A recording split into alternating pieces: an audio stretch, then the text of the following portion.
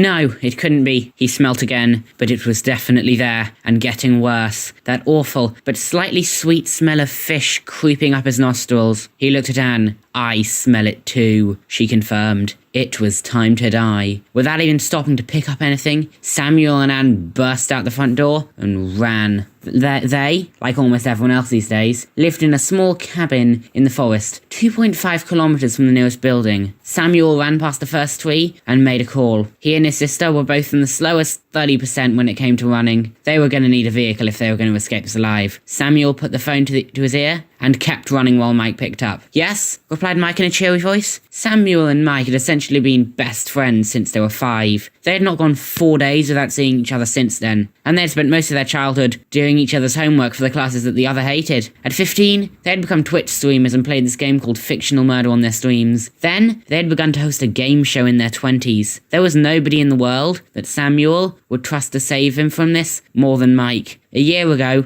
Mike and Sam had come under attack from the same Ignotocomonato that was about to kill Anne and Samuel now. Sam had saved Mike that day, and now he expected Mike to return the favour. No, said Mike, and in one word, all of Sam's planet Earth had been annihilated. He would have risked his life for Mike. Mike was the closest person in the world to him, and he'd assumed that Mike would have done the same. What? Screamed Sam. Mike's voice began to crack as he tried to explain. I'm sorry. 2 years ago, I would have said yes. But I can't have another encounter with it. Sam couldn't even reply. He was so shocked, so lost for words, he couldn't physically speak. His mouth felt like sandpaper. Beep, beep, beep. Mike hung up. To add insult to injury, Sam saw a notification pop up saying that Mike had blocked his number. Dirty old fuckers! Anne screamed. Sam looked behind himself in time to see his sister repeatedly smash her phone into the nearest tree in a fit of rage till the screen shattered and the phone broke in half. No one's coming to help us, announced Anne. She had called their entire family and nobody had agreed to help them. Just because Mum, Dad and Jenna had all been lucky enough to be out of the house when the attack had happened. Yes, Anne hadn't had the best relationship with their family. She had been having daily arguments with her parents, but they were still family, yet not one of them had seen their daughter or sister or brother or son worth risking their lives for. Not even her parents. Anne felt like she'd been stung by 1,000 blood-sucking hornets. That was it, Anne thought. She was going to survive this, not because she wanted to, but so she could get revenge on her parents. In a few hours, the house would be safe to return to, but Anne was never going back there. She was moving out tomorrow. Anne, come on! Yelled Sam. We're lucky you haven't already been caught. The pair knew they were very slow runners, and they couldn't outrun the Ignotocomonato. There wasn't any point in calling the fire brigade, who were apparently trained to save people from the Ignotocomonato, but in reality were useless. The fire brigade was worse at saving people than a parent who saw their 3-year-old child trip over a Prosecco glass and chose to stop the Prosecco from spilling, rather than stop their child from falling flat on their face. Whenever there was an attack, the people would either run, get in the car, or call a friend to beg for a lift.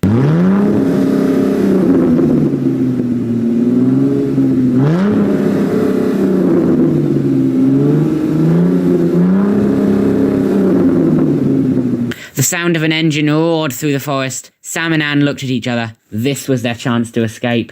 Mom, let us in the car, we have to go now! They both shouted at the car, but either they couldn't hear them, or didn't want to stop in case that prevented her escape. Go cut off that road, ordered Anne, pointing at the road to the left. I'll cut off their escape. The car tried to escape the Ignotocomonato by turning onto the main track through the forest, but the driver saw a man blocking her path. Let me in, please, begged Sam, banging on the windscreen, but she wasn't going to stop to save someone else. The car began to reverse away from him to escape in another direction, but she wasn't going to get very far. Anne came up behind her and cut off the road in the other direction. Let us in the car or we're all going to die, she declared. The passenger door and one back door pinged open. They were going to live. Sam, being closer to the car, got there first and shut the door in time, but Anne shut her door 2 seconds too late. The driver of the car, who was saving them, was lifted straight out of her seat and flew fast out the car door before Anne could shut it. The Ignotocomonato had her. Sam hastily climbed from the passenger seat to the driver's seat. Whoever that woman was, it was too late for her. Anne shut the door and he floored it out of there.